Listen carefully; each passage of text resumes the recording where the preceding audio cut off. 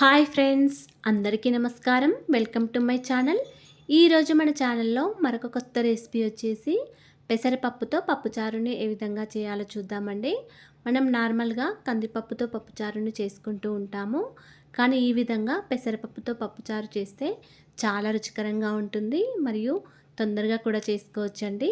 కందిపప్పు అయితే కొద్దిగా ఉడకడానికి టైం పడుతుంది కదా, కాబట్టి అప్పటికప్పుడు చేసుకోవడానికి మనం పప్పుచారుని ఈ విధంగా పెసరపప్పుతో చేసుకోవచ్చు. చాలా రుచికరంగా ఉంటుందండి. ఈ పెసరపప్పుతో చేసిన పప్పుచారు కందిపప్పుతో చేసిన పప్పుచారు కంటే చాలా తొందరగా డైజెషన్ అవుతుందండి. పెసరపప్పుతో పప్పుచారుని ఇప్పుడు ఈజీగా ఏ విధంగా చేయాలో చూసేద్దాం. పెసరపప్పుతో పప్పుచారు కోసం ఒక ముప్పావు కప్పు వరకు పెసరపప్పుని తీసుకున్నాను. ఈ విధంగా పెసరపప్పుని తీసుకొని కుక్కర్లో వేసుకొని వాటర్తో 2 లేదా 3 సార్లు కడుక్కోవాలి. కడిగిన తర్వాత దీనిలో ఒక కప్పున్నర వరకు వాటర్ వేసుకోవాలి. వాటర్ ఎక్కువగా వేసుకోకండి, పెసరపప్పే కాబట్టి తొందరగా ఉడికిపోతుంది. పప్పు అనేది పొంగకుండా ఉండడానికి కుక్కర్లో ఒక స్పూన్ వేసుకోండి. పప్పు అనేది మనం కుక్కర్ మూత పెట్టేటప్పుడు విజిల్స్ వచ్చేటప్పుడు వాటర్ మొత్తం బయటికి రాకుండా ఉంటుంది స్పూన్ వేస్తే. ఇప్పుడు దీనిలో కప్పున్నర వరకు వాటర్ వేసుకోండి. తర్వాత ఒక హాఫ్ టీ స్పూన్ వరకు ఆయిల్, కొద్దిగా పసుపు వేసుకొని కుక్కర్ మూత పెట్టుకొని 3 విజిల్స్ వచ్చే వరకు ఉంచుకోవాలి. ఇప్పుడు స్టవ్ ఆన్ చేసి స్టవ్ మీద కుక్కర్ని పెట్టుకోండి. 3 విజిల్స్ వచ్చాక కుక్కర్ విజిల్లోని గాలి మొత్తం తీసేసి చూడండి, పప్పు అనేది మెత్తగా ఉడికిపోయింది. ఒకవేళ మెత్తగా ఉడకకుంటే గరిటెతో కానీ కవ్వంతో కానీ మెత్తగా మెదిపి తీసుకోండి. ఇప్పుడు దీనిలో ఒక 4-5 టమాటాలు ఈ విధంగా కట్ చేసుకొని వేసుకోండి. మీరు కావాలనుకుంటే కొద్దిగా చిన్నగా అయినా కట్ చేసుకొని వేసుకోవచ్చు. ఇక్కడ నేను కొద్దిగా పెద్దగానే కట్ చేసుకున్నాను టమాటాలను. ఒక ఆనియన్ కూడా కట్ చేసుకొని వేసుకోండి. ఒక 4-5 పచ్చిమిర్చి, కొంచెం కొత్తిమీర, కొద్దిగా కరివేపాకు వేసుకోండి. పప్పు ఉడికించడానికి ముందుగానే టమాటాలు, ఆనియన్స్, పచ్చిమిర్చి ఇవన్నీ వేసుకోవచ్చు, కానీ పప్పుచారు అనేది అంత టేస్టీగా అనిపించదండి.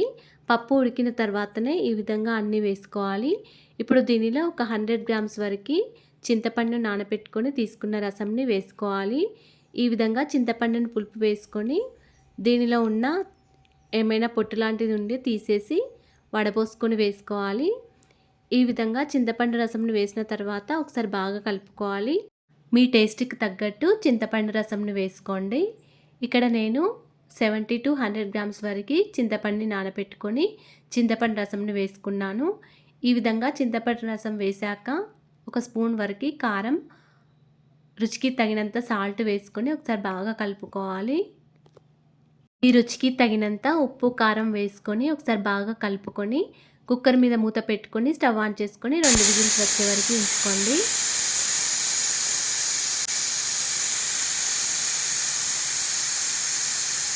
2 విజిల్స్ వచ్చాక కుక్కర్ మూత పైన ఉండే విజిల్లోని గాలి మొత్తం తీసేసిన తర్వాతనే కుక్కర్ మూత తీయండి. కుక్కర్ మూత తీసేసిన తర్వాత పప్పుచారు అనేది ఈ విధంగా అయిపోతుంది. ఇప్పుడు దీనిని పక్కకు పెట్టుకొని మనం పప్పుచారు అనేది పోపు చేసుకుందాము. పోపు చేయడానికి ముందుగా స్టవ్ ఆన్ చేసుకొని ఒక గిన్నె పెట్టుకోవాలి. ఈ విధంగా గిన్నె పెట్టిన తర్వాత దీనిలో ఒక 2 టేబుల్ స్పూన్ల వరకు ఆయిల్ వేసుకోవాలి. ఆయిల్ వేడయ్యాక ఒక టీ స్పూన్ జీలకర్ర, ఒక టీ స్పూన్ ఆవాలు వేసుకొని కొంచెం దోరగా ఫ్రై చేసుకోవాలి. ఇప్పుడు దీనిలో ఒక 4-5 వెల్లుల్లి రెబ్బలు కచ్చాపచ్చాగా దంచి వేసుకోవాలి. ఈ విధంగా వెల్లుల్లి రెబ్బలు ఫ్రై అయ్యాక దీనిలో ఒక 4-5 ఎండుమిర్చి కూడా వేసుకోవాలి. ఎండుమిర్చి వేసిన తర్వాత కరివేపాకు కూడా వేసుకొని ఫ్రై చేసుకోవాలి. కరివేపాకుని వేసేటప్పుడు ఈ విధంగా మూత పెట్టుకొని వేసుకోండి, ఎందుకంటే స్టవ్ పైన కానీ కిచెన్ ప్లాట్ఫామ్ పైన కానీ ఆయిల్ చిమ్మకుండా ఉంటుంది. తర్వాత కొంచెం ఇంగువ వేసుకొని ఒకసారి బాగా కలుపుకోండి. ఒక పావు టీ స్పూన్ వరకు పసుపు వేసుకొని మళ్ళీ ఒకసారి కలుపుకోండి. అంతేనండి, పోపు అనేది రెడీ అయిపోయింది. ఇప్పుడు ఈ పప్పుచారుని మనం పోపులో వేసుకోవాలి.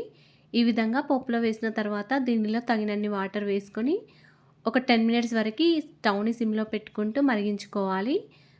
7-10 మినిట్స్ తర్వాత ఒక టీ స్పూన్ వరకు ధనియాల పొడి, ఒక హాఫ్ టీ స్పూన్ వరకు జీలకర్ర, మెంతి పొడి వేసుకోండి. ఒక పావు టీ స్పూన్ జీలకర్ర, పావు టీ స్పూన్ మెంతులు దోరగా ఫ్రై చేసి మిక్సీ జార్లో మెత్తగా గ్రైండ్ చేసుకొని వేసుకోండి. ఒక టీ స్పూన్ ధనియాల పొడి, హాఫ్ టీ స్పూన్ వరకు జీలకర్ర మెంతి పొడి వేసుకోండి. చాలా రుచికరంగా ఉంటుంది ఈ పొడి వేస్తే. ఒక 2 మినిట్స్ తర్వాత స్టవ్ ఆఫ్ చేసుకోండి. అంతేనండి. ఈ పప్పుచారు అనేది వేడి వేడి అన్నంలోకి పప్పుచారు వేసుకొని తింటే చాలా రుచికరంగా ఉంటుంది. కడుపు నిండా తినేయొచ్చు. మీరు కూడా ఈ విధంగా పెసరపప్పుతో పప్పుచారుని చేసుకొని తినండి. చాలా రుచికరంగా ఉంటుంది.